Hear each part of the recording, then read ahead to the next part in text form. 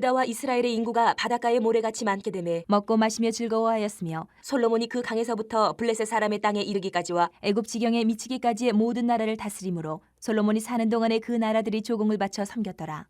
솔로몬의 하루의 음식물은 가는 밀가루가 30고루요 굵은 밀가루가 60고루요 살찐 소가 10마리요 초장의 소가 20마리요 양이 100마리이며 그 외에 수사슴과 노루와 암사슴과 살찐 새들이었더라.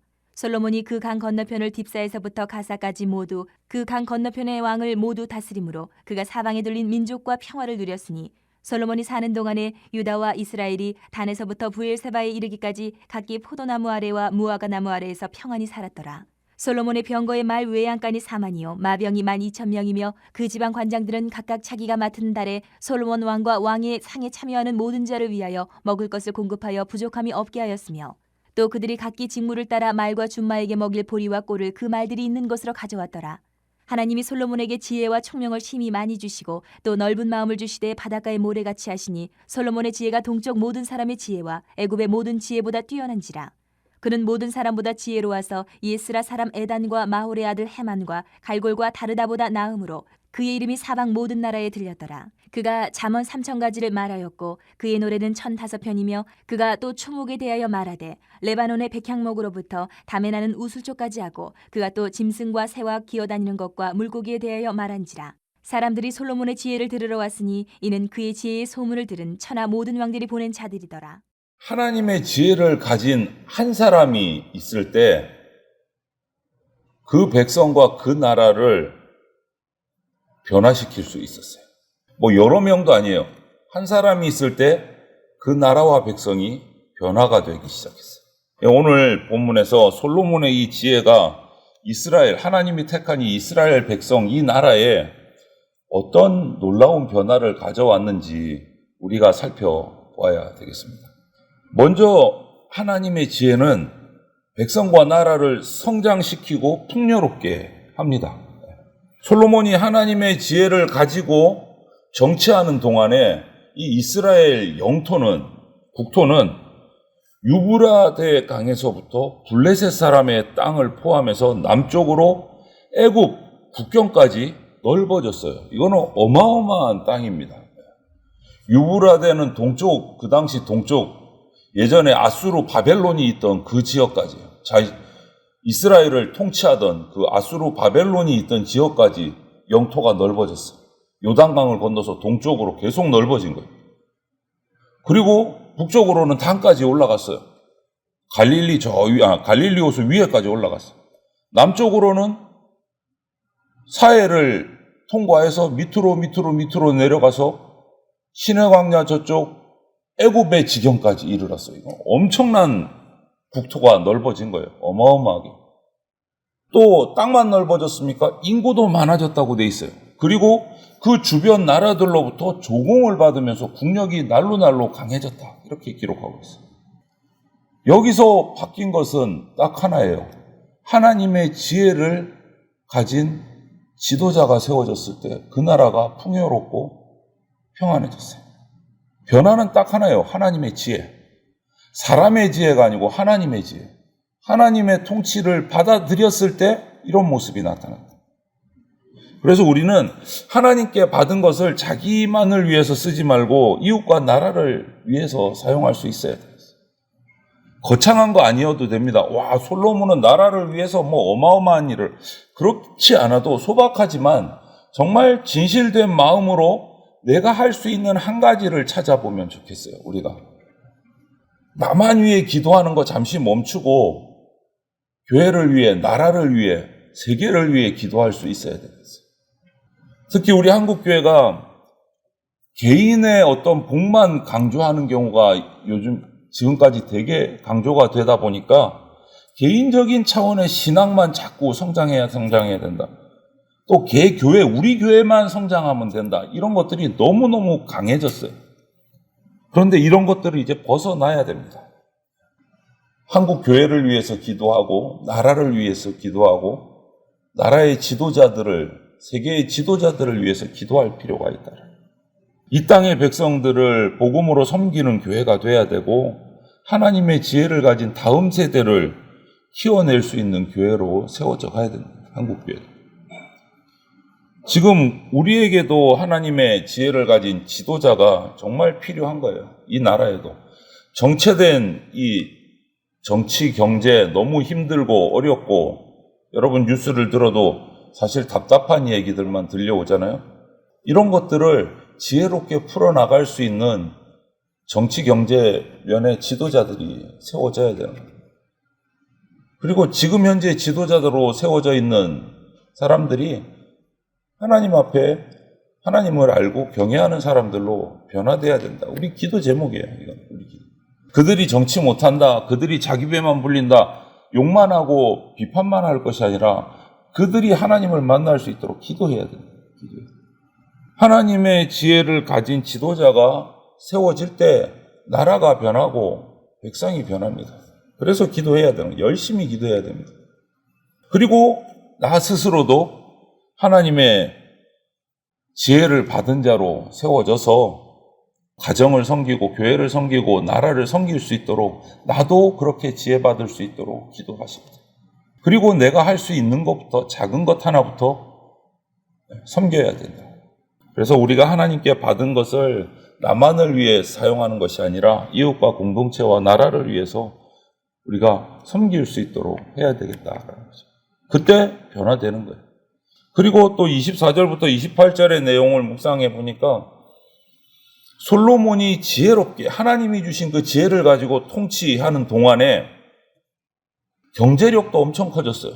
땅만 넓어지고 뭐 인구만 많아진 것이 아니라 나라가 부유해졌어요. 그리고 군사력도 강해졌어요. 그 숫자가 오늘 아예 통계가 나와 있잖아요. 마병이 얼마고 뭐. 말과 마병의 수가 그 당시에는 군사력의 지표예요. 그런데 그 엄청난 군사력을 갖췄어요. 그 다음이 중요해요. 그 엄청난 군사력을 가지고 솔로몬이 뭐 했습니까? 주변 나라들을 정복하고 막 침략하고? 아니요. 그런 거 안 했어요. 엄청난 군사력을 가졌지만 주변 나라를 괴롭히고 침략하고 지배하는 데 쓰는 것이 아니고 평화로운 관계를 유지하는 데 이 군사력을 사용했어요. 이 솔로몬이 하나님의 지혜를 가지고 정말 외교 정책을 잘 펼쳐서 주변 민족들 간에 이스라엘과 나라 또 다른 나라들 간에도 전쟁이 사라진 거예요. 주변 나라들의 전쟁이 사라진 거예요. 전쟁이 없는 시대가 됐어요. 백성들이 마음이 편안한 거예요. 평안한 삶을 살 수 있게 된 거예요. 이것이 하나님의 지혜를 잘 사용했을 때 나타나는 결과다. 그래서 오늘은 이렇게 표현하잖아요. 시적으로 솔로몬 시대의 이스라엘 백성들이 포도나무와 무화과 나무 아래에서 평안을 누렸다. 나무 그늘 아래서 그 포도 열매를 따서 나누면서 무화과 열매를 따서 나누어 먹으면서 평안을 누렸다.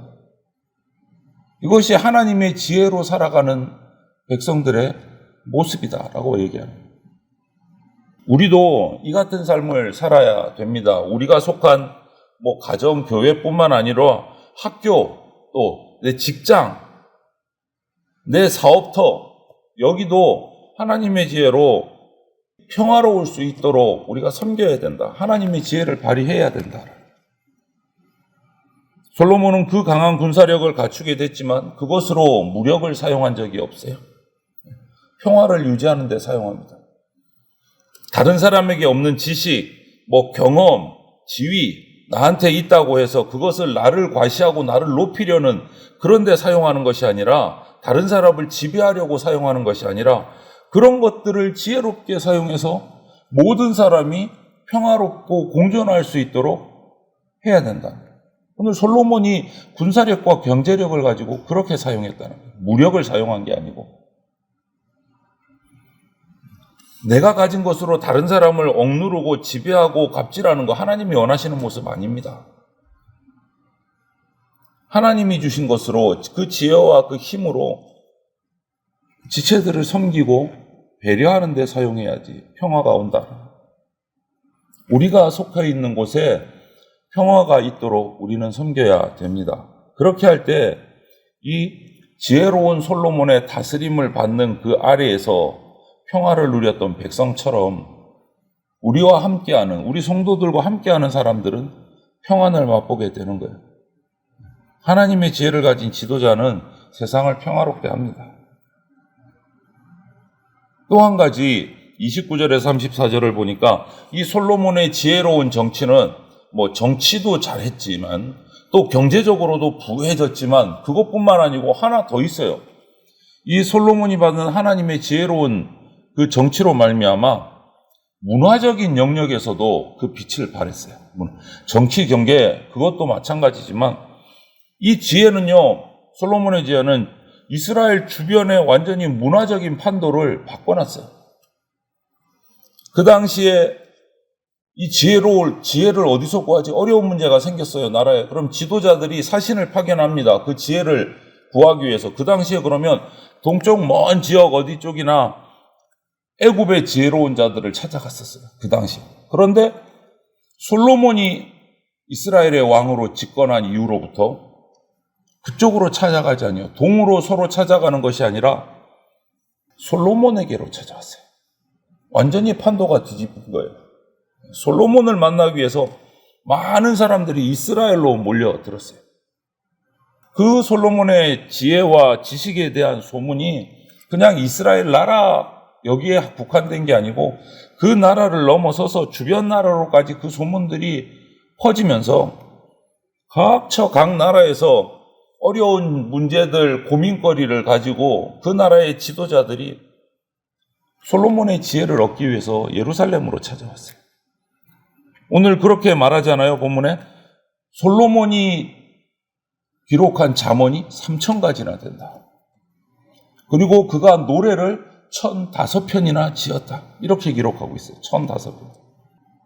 동식물에 관해서 정말 박식한 지식을 가지고 있었다. 오늘 그렇게 기록하고 있어요. 이 솔로몬 하나님이 주신 이 지혜는요, 이스라엘 아니라 주변 나라의 모든 문화까지도 영향을 준 거예요. 문화까지도. 솔로몬의 지혜를 따르기 위해서 많은 사람들이 얻기 위해서 예루살렘 왕궁으로 찾아 들어오는 거예요. 여러분, 우리 그리스도인들은 하나님의 주신 지혜를 가진 말씀을 가진 선한 청지기로서 세상 문화에도 관심을 가져야 됩니다. 문화에도.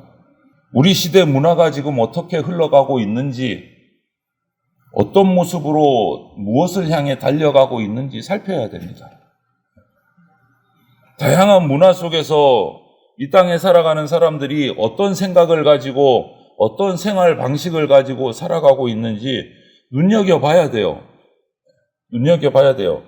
왜냐하면 그렇게 우리가 살펴야만 우리가 살고 있는 문화를 성경적으로 변화시킬 수 있어요.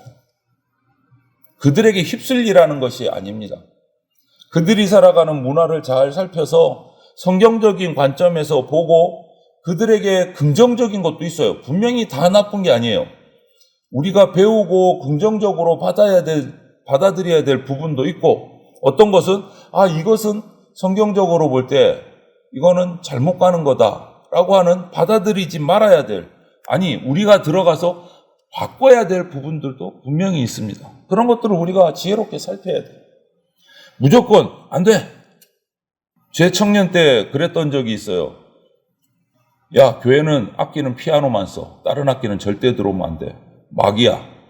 이런 적이 있었어요. 다른 교단은 모르겠어요. 우리 재건교회는. 제가 청년 때, 대학생 때 그랬었어요. 제가 다니던 교회. 장로님, 권사님, 이분들이 반대를 해가지고 기타도 못 치고, 드럼도 못 들어오고, 전자피아노, 신디도 못 들어오게 하고 막 그랬던 적이 있었어요. 그런데 어느 날 보니까 바뀌었더라고요. 들어오더라고요. 그럼 그게 뭐예요? 성경적인 거예요? 아닌 거예요? 아닌 거예요. 문화를 받아들이지 못한 거예요.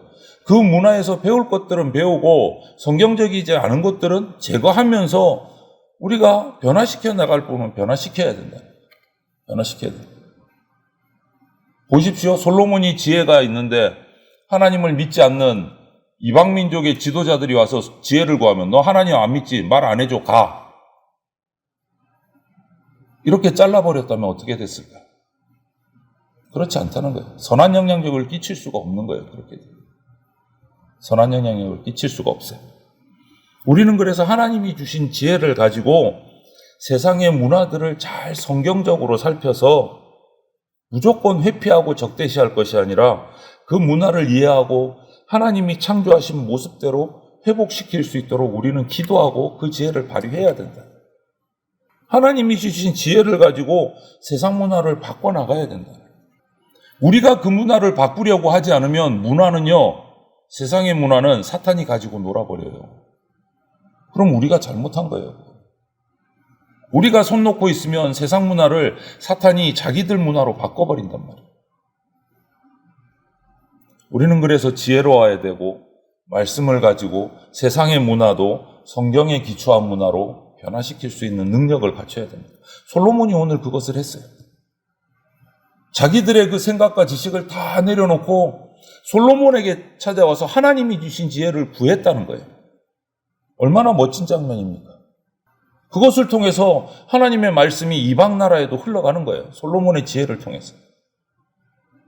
우리는 문화에 대한 관심 가져야 되고 하나님이 주신 지혜로 그것을 변화시킬 능력을 갖춰야 돼요. 우리는 하나님이 주시는 이 지혜의 힘, 크기, 우리 솔로몬의 이 역사들을 바라보면서 기도해야 됩니다. 하나님, 제게도 그 하나님 주셨던, 그 솔로몬에게 주셨던 지혜를 우리 성도들에게, 저에게도 주십시오. 정치를 변화시키고, 경제를 변화시키고, 문화를 변화시킬 수 있는 그러한 통로로 나를 사용해 주십시오. 우리 기도해야 됩니다.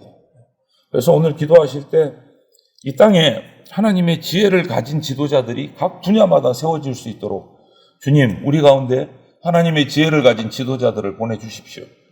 그리고 우리의 다음 세대를 하나님의 지혜로 변화시키고 성장시켜서 그들이 이 나라를, 이 세계를 섬기면서 하나님의 지혜를 발휘할 수 있는 다음 세대로 세워주십시오. 우리 그렇게 기도하자고요. 그리고 이 민족이 하나님의 지혜로 다시 살아날 수 있게 해달라고 이 시간 우리가 기도하실 때 정말 하나님의 지혜를 이 땅에 나에게 열방 가운데 부어주십시오. 기도하는 저와 여러분들이 다 되시기를 소망합니다. 아멘.